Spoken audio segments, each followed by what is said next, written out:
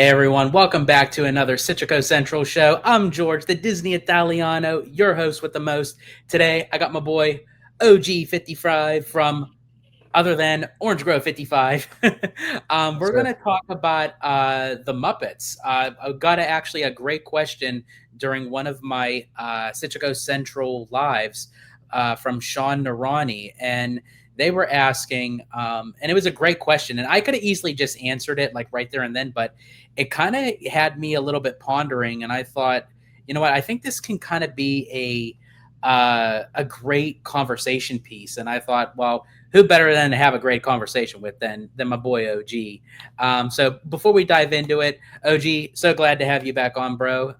It's great to always have you, and also if you'd like to let everyone know where they can find you on social media. Thank you so much, brother. I appreciate it. It's going to be a fun conversation. I want to congratulate you on 1,000 subs here on Citrico Central. Huge milestone. That hey, look, as a fellow content creator, a lot of people that don't make content don't understand what a big milestone that really is. It is very difficult. Very few channels ever hit 1,000, so that's a big deal, a big deal. So congratulations to George on Citrico Central 1,000. But you can find me here on YouTube as well. Orange Grove 55. We talk theme parks, we talk studio, we talk all that good stuff right here on YouTube. Orange Grove 55. Awesome. So basically, what Sean's question was, if back in the Eisner era, when Jim Henson was going to sell the rights over to of the Muppets to Disney, they were going to have this big collaboration that there was going to be basically an entire land dedicated to the Muppets, and not just the Muppet Courtyard, which what we had just with the Muppet Vision 3D show. It was going to be where there was going to be multiple shows. There was going to be the infamous great Muppet movie ride, which was basically going to take us into the Hollywood blockbusters, but through the eyes of the Muppets. And I think that would have been genius to actually be able to see. And I would have loved it because I love the Great Movie Ride. So if they would have given us a rendition of the Great Movie Ride with a little Muppet twist, I may not have reacted as badly as I did when they got rid of the original Great Movie Muppet Ride for Mickey and Minnie's Runaway Railway. So, having said that, but when Jim Henson passed away, all things kind of got mismanaged, and basically, Disney still acquired the rights for the Muppets, and it basically was what we got. It was Muppets Courtyard.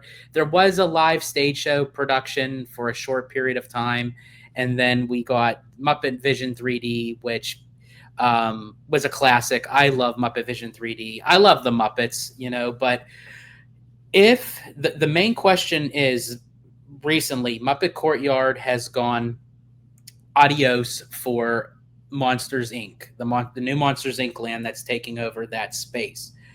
And what Sean Narani was asking, if we would have gotten that full-fledged Muppet land with the great Muppet movie ride and everything that was supposed to go with it, do you think Disney would then have still gotten rid of it to replace it with Monsters Inc., or do you think Monsters Inc. would have been placed somewhere else?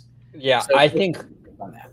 yeah, no, I think it's like Back to the Future, right? But there was a reason why Doc told Marty, don't interact with anybody because you can change the whole thing, right? Same thing. If you would have had a different Muppet experience early on, I mean, you're talking the Great Muppet Movie Ride. This was going to be an elaborate dark ride with the Muppets kind of reenacting various famous scenes from cinematic history. That would have been enormously popular. Like, even if the Muppets aren't super hot right now, that kind of attraction I could see seeing have lastability, right? Mm. So that would have been an undoubtable hit, okay?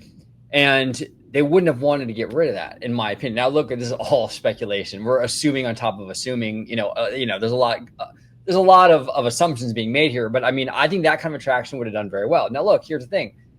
Again, regardless of what people think about the popularity or the relevance of the Muppets, an attraction like that, I think there's a hunger for that kind of thing. Look at Pirates of the Caribbean; it's still very popular.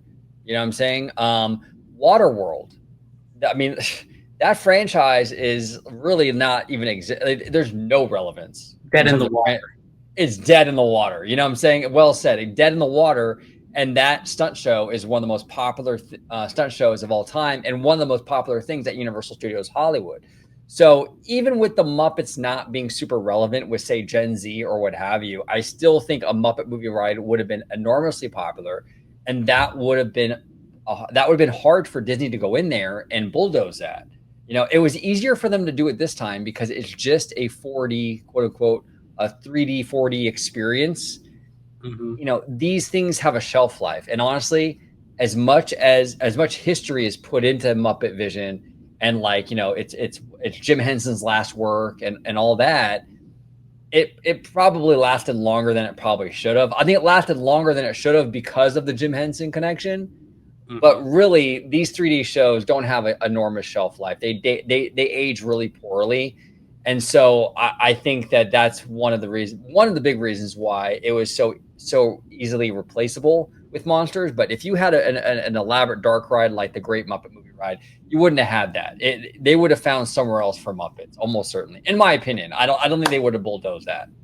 Yeah, I agree with you. I feel like honestly, if it would have been a massive hit, whether or not of how relevant the Muppets were at the time through these many decades, if the ride was a major hit and they were getting, swarms of people to go in it and they saw the data on it and it's a whole entire land, I personally don't think that they would have touched it only if the ride wasn't doing so well and it was like kind of falling off the side and people didn't really care.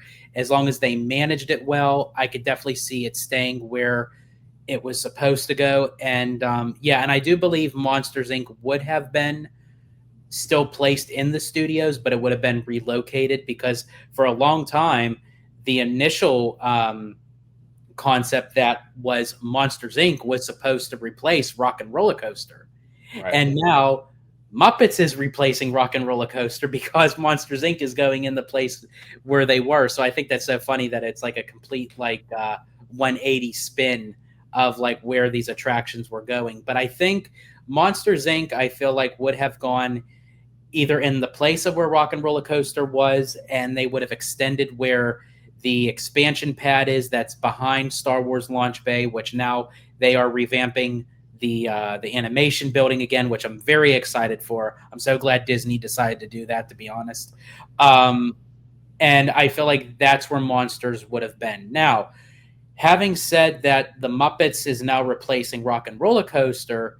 They do have a theater right next door, and right now it's home to Villains Unfairly Ever After, which is an okay show. It's a nice little filler. I'm not a huge fan of it. It's okay. I'd watch it again, but nothing I'd go out of my way for. But I feel like that Disney utilized that to kind of beta test to see where fans were with the villains incorporated in the parks, what kind of villains to use for future reference for Villains Land going into Magic Kingdom. But I feel like once Villains Land goes into Magic Kingdom, I feel like that building is going to be up for grabs. And that's a perfect theater for them to re-put another Muppet style show or maybe bring back the original Muppet Vision 3D because literally it's a little nook. I call it a little nook behind Tower of Terror where you could actually place it as the new Muppets Courtyard.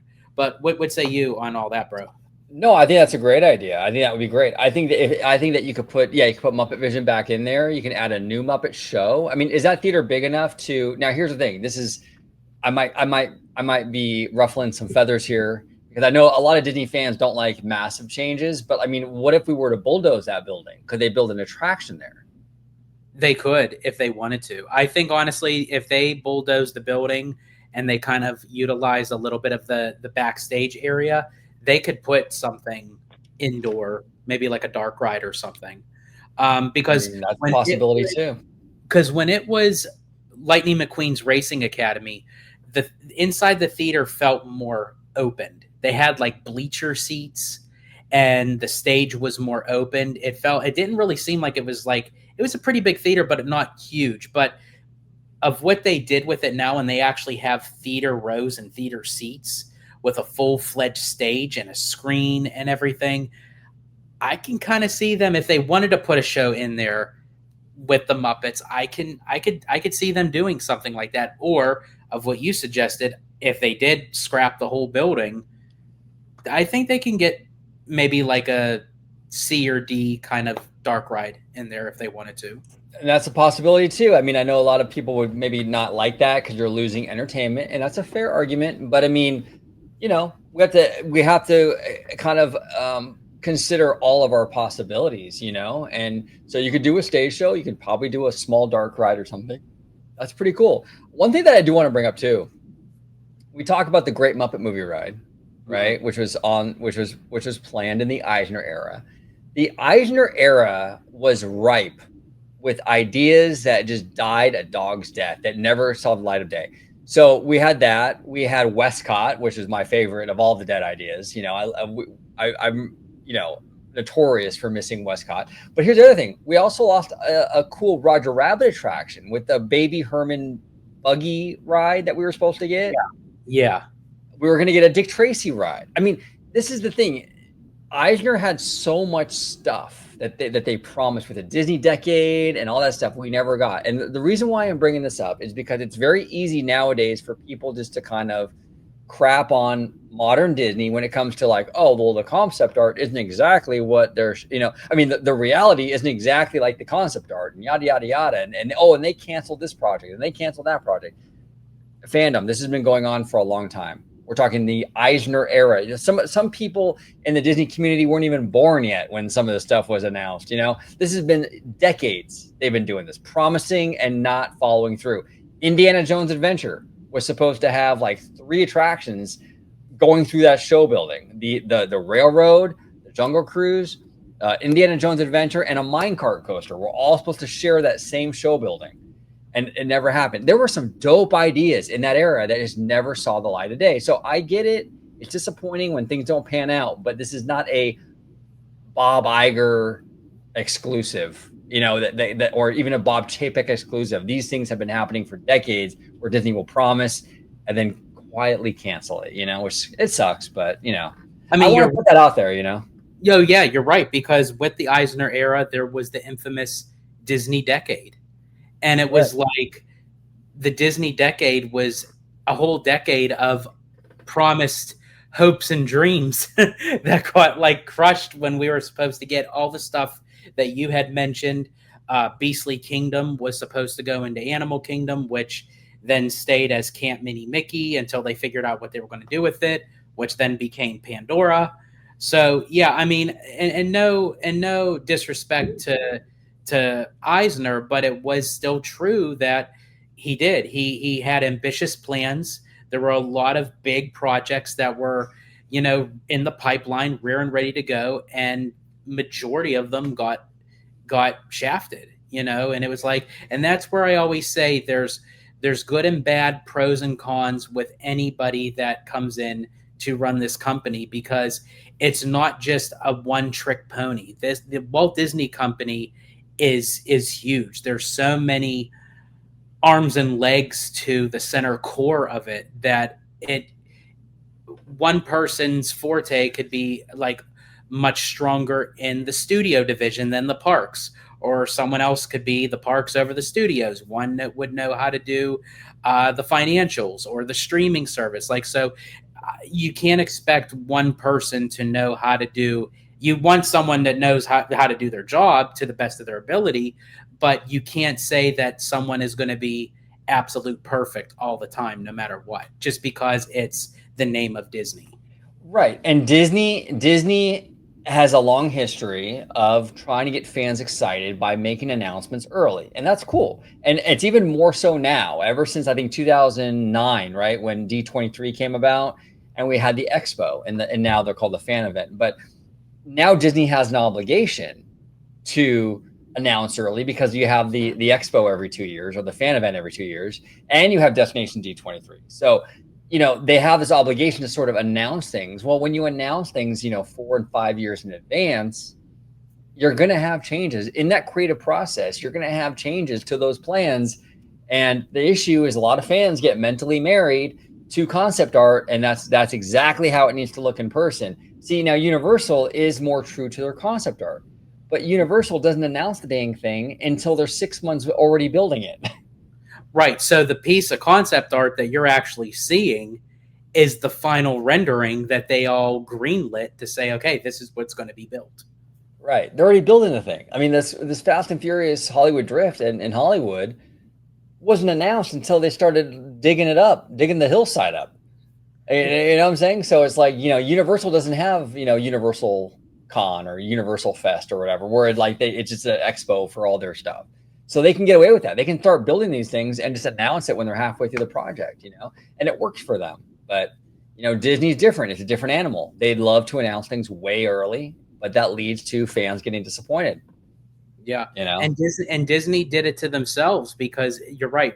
Back in 2009, when D23 kicked off, it was like, oh yeah, we'll do like a biannual expo for all things Disney for all the fans. And then it became this huge global international impact where you get international visitors coming to D23, and the demand for it was they couldn't hold as many people as they could in the Anaheim Convention Center. That's why they have to hold now the bigger presentations over at the Honda Center, because the demand for it is too high, because people are expecting big things. When you hear the name of D23, we're going to get like firsthand look at the stuff from the studio. We're going to get brand new stuff from the parks, and people expect that every single time, every other year. But you're right. And then you even have Destination D23. That's the subsequent year, in between D23. So then people are expecting something big out of those. It's just like,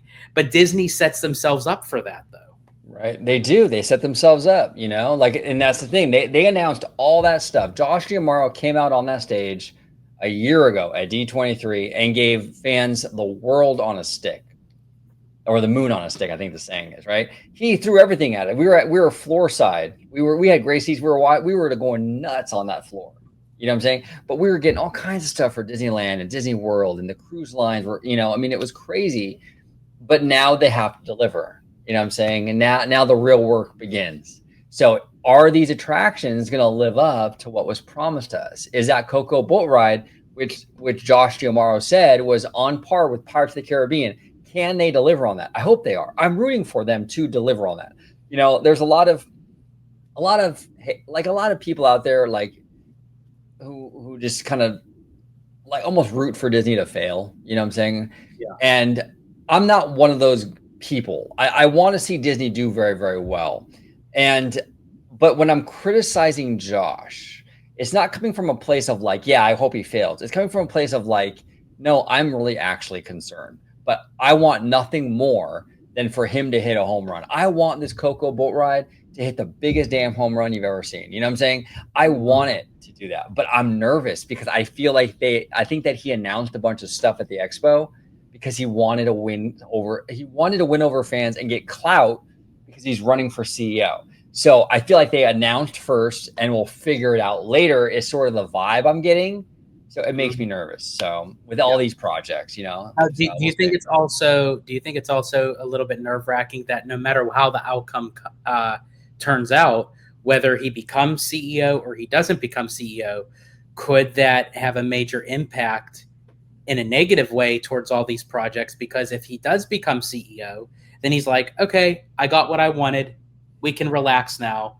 Or if he doesn't become CEO, and then he's like, okay, I'm out of here. I'm hitting the door. And that leaves all these Imagineers like, okay, we don't have a chairman. We're bringing in someone brand new. They may change the whole entire system of what we're doing right now, and it all gets flushed down the toilet. Does any of that concern you that could possibly happen? Yeah, it does. The whole thing concerns me because anytime number one, just getting a new CEO is scary. I get low key stressed out every single time we transition into a new CEO because they can change the entire culture of the company where they can go from a quality first kind of culture to just pump it out. Who cares? Quantity first, like Chapek was trying to do, right? Yeah. So that's in and of itself, the new CEO is scary. But if it is Josh, he's the new CEO, which is scary, yes. but also now we have a new parks chief because he would have to leave his position. So on top of a new CEO, now we have a new experiences chief. So now you have, I mean, that's scary, bro. I mean, it is. I mean, we'll see. We'll see who, and it also depends on who takes over, right? If we get someone really, really, like if Bruce Vaughn took over or something, I'd be like, okay, cool, we're in good hands, you know. It kind of depends, but we'll see. Yeah, We'll absolutely. see. And if history has taught us anything of what happens when we get a new CEO out of on a whim without like really doing our homework, you can see the downward spiral that the company was heading towards. And thankfully, we're starting to get out of it now. But yeah, I share that same concern with you. Now, I do want to share my screen because going back onto the subject matter of the Muppets, and speaking of the Muppets, and this is courtesy of Disney Plus, actually. And it says, it's time to play the music. It's time to light the lights. It's time to get things started as the Muppet Show returns for a triumphant event on Disney Plus in 2026 with special guest star Sabrina Carpenter. This brand new installment from the Muppet Studio and Point Grey Pictures will feature Kermit the Frog, Miss Piggy, Fozzie Bear, Gonzo, and the gang as they return to the Muppet Theater to put on a variety show filled with music, comedy, and plenty of chaos. And yeah, I mean, I'm very excited about this. I love the classic Muppet Show. Yeah. I do hope that this is speaking of a home run. I do hope they knock it out of the ballpark with this, because there were some projects after the 2011 Muppet movie when they made a slight return and then they just kind of fizzled out. That some of the projects were not really gaining traction with viewers. So I'm kind of hoping this time around, this does bring a whole new generation to enjoy the Muppets. And maybe they have to kind of go back to their roots, go back to the Muppet Theater and do a variety show act. And I do think it's smart that Disney is starting it off as as like a streaming special to kind of see where people are at. Because if it doesn't go well, then it's a special that's on Disney Plus. If they downright turn it into a series and people didn't like it, well, then they spent how much time, money, and effort on something that just wasn't going to work again.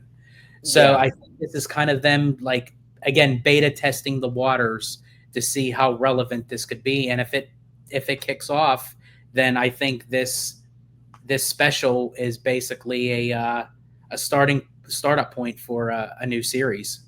But No, what's I it? would.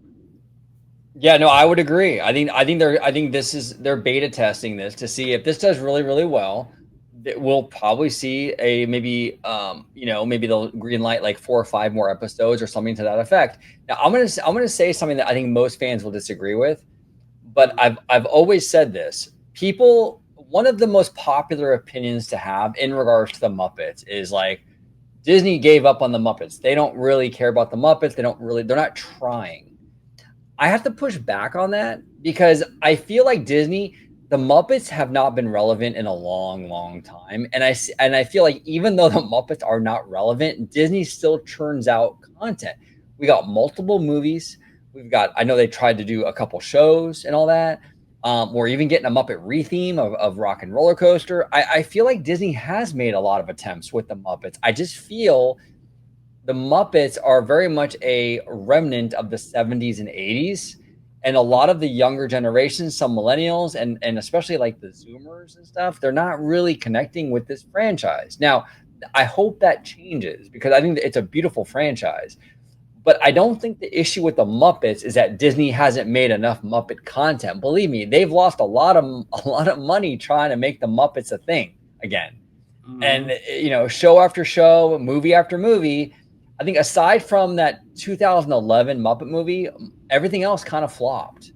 Yeah. So it's like, I mean, they're putting money into this stuff, but their people just aren't really caring. Hopefully this new show. Now here's the thing, Disney is really trying to get this thing off the ground. Sabrina Carpenter is like next to like Taylor Swift. I mean, she's probably the biggest. She's huge. She's huge, and I think that having her on that, just having her there, is gonna really help this show out a lot because the Muppets might not be relevant, but Sabrina Carpenter certainly is. So I don't know. And I think too that's what really helped the Muppets, I think, all these years. Like as far as like when they first started off, because by having a variety show and having a lot of mainstream special guest stars, like Liza Minnelli and Steve Martin and you know, and all these great performers, it kept the show relevant because of how these mainstream celebrities were in the public eye. So I do agree with you with that. I think with someone like Sabrina Carpenter, who is like in the intermix right now in pop culture, and incorporating her intermixed with the Muppets, I think that's a great start. I do agree with you. Like even they tried pushing the Muppet merch. They had a whole entire building over at the Muppet Courtyard dedicated to all Muppet merch, and it never sold. You know, and then they demolished the poor thing, and people are like, "Oh, how could they destroy that? I love that building." Well, apparently you didn't love it too much because you didn't buy any of the merch. You No, know, I know. I know 100%, bro. 100, that is classic Disney fan. The classic Disney fan stuff, right? Where they love something, but they don't support it. Like if you don't support something, then it's not going to last, you know? But here's the thing too. The Muppet Show format with having big stars, and Sabrina Carpenter is perfect, right? But you can have stars like if you have Lisa from Blackpink on this, do you understand what a juggernaut that episode would be? I mean, for those of you at home that don't understand how big Blackpink is, one of their music videos has over 1 billion views. That new Rosé song, APT, it just hit 2 billion views on YouTube. Okay, the whole Labubu trend started because Lisa had a live stream and she had one of those. And ever since everyone saw her with one, everyone wanted a Labubu. That whole trend started with Lisa from Blackpink. So you put Lisa or all the girls, all the Blackpink girls on the Muppet Show, it's going to do banger numbers. And that's the beauty of this Muppet Show kind of format. You can put big names in there and it can sort of prop it up. What relevancy the Muppets don't have, you can offset that with megastars. You know what I'm saying? Yes. And you can do a lot here. So I think this is a smart move. I think Sabrina is a perfect first guest. So we'll see. I think it's going to do some numbers. But question is, Jenna Ortega going to be joining her in this episode or no? What do you think? You know what? I don't think so. But you know what? That really would have been a banger special if you ask me. Yeah, absolutely. For all of you who I'm for sure you all have seen it, but for the very few of you who have not seen the music video of Sabrina Carpenter's Taste that features Jenna Ortega, watch the music video. You'll get what we're saying. Absolutely. But no, in all seriousness, though, I think grab your espresso because this is going to be I love that. That's good. But also too, you had mentioned with Blackpink, and you mentioned Rosé and all that. I think honestly, just the market of K-pop. Oh, dude! You intermix the Muppets just with the K-pop phenomenon, the Muppets are sure to make a comeback. That is like instant gold. Like I'm telling you, they don't even have to bet on it. No, they don't have to bet on it. Our friend Mademoiselle Papel, she loves BTS, right? BTS is a juggernaut, a global juggernaut. You bring Jungkook as a guest on the Muppet Show, or the whole BTS gang, bro, it's gonna do banger. K-pop is huge right now, massive. I mean, so that's a taste of what you can do here with this format. I mean, you can bring in megastars and really do some big stuff here. So we'll see what they do. I mean, Disney, if you're watching this, I mean, you have an opportunity here. If you're willing to spend a little moolah to get Lisa from Blackpink or something on the show, this could be something really big. So we'll see. And you actually you just pulled another Sabrina Carpenter because you said Taste.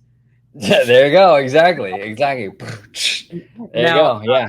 Now this is courtesy of Discussing Film. This says Seth Rogen and Evan Goldberg are reviving The Muppet Show as a Disney Plus special next year.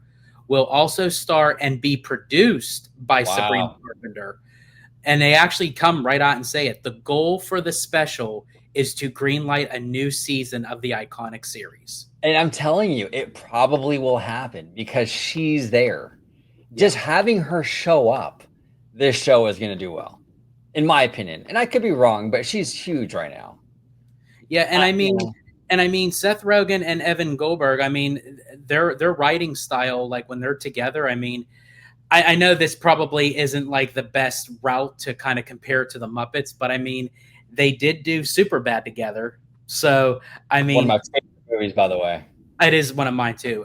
That is comedy gold. But and that's exactly my point. But the fact is that they can hit comedy in a certain way. And let's be honest, the Muppets, when they did their variety acts, there was some kind of like undertow, kind of, not so childlike Oh, uh, jokes there. There were some things in there for the adults as well.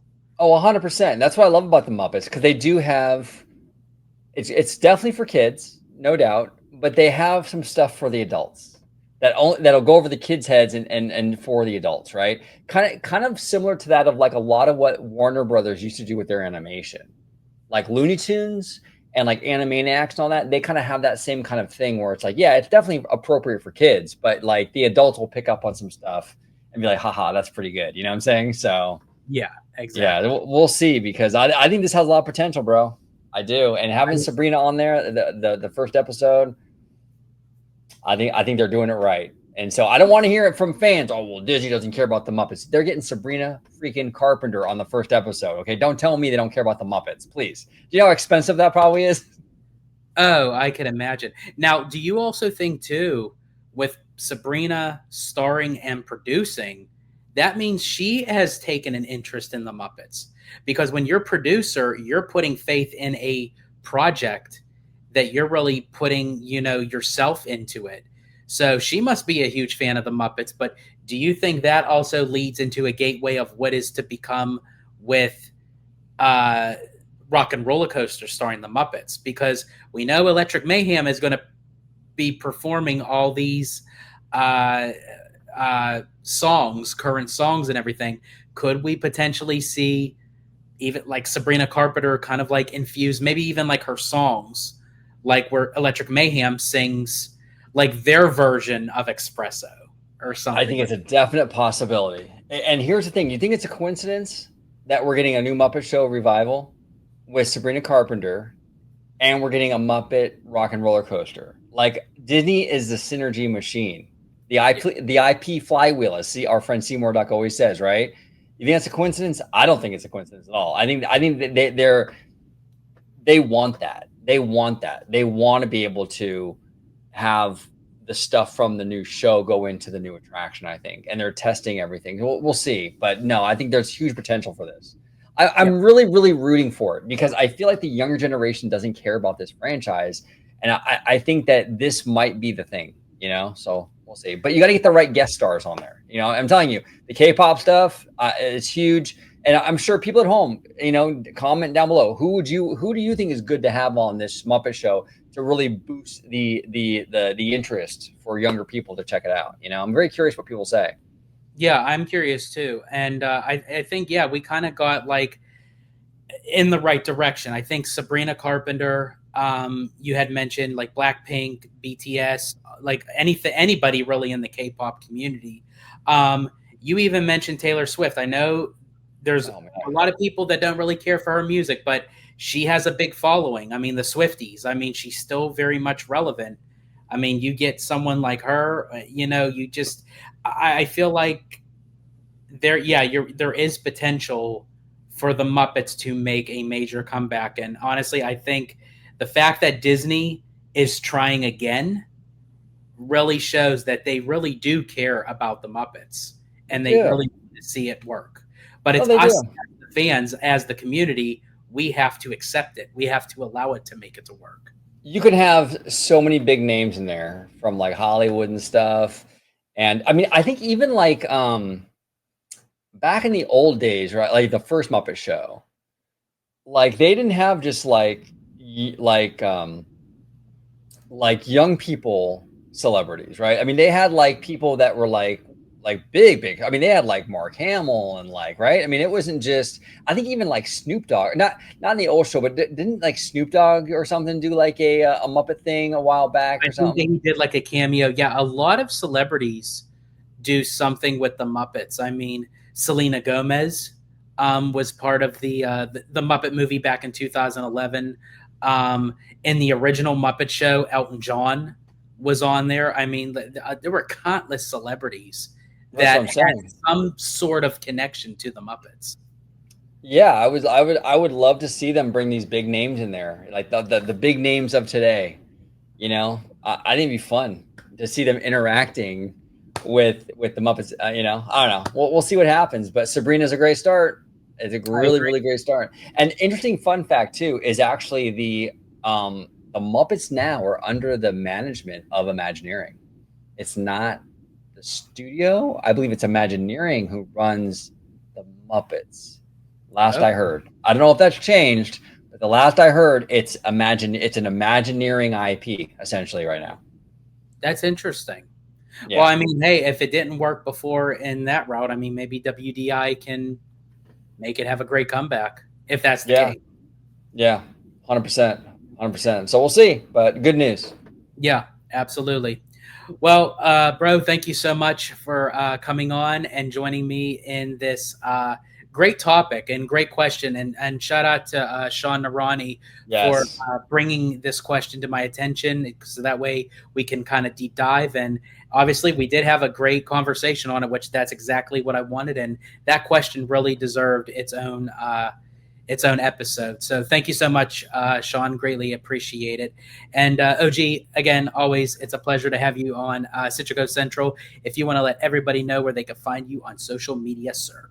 Yes, sir. You can find me on YouTube, Orange Grove 55. I'm doing videos with this guy all the time, and we're talking theme parks, talking studio, talking even the financial end of things with Disney. You know, the quarterly earnings calls. We discuss all of it on Orange Grove 55. You can also follow me on Instagram, Orange Grove 55. I used to be on X. I still have my account on X, but I haven't logged in like forever.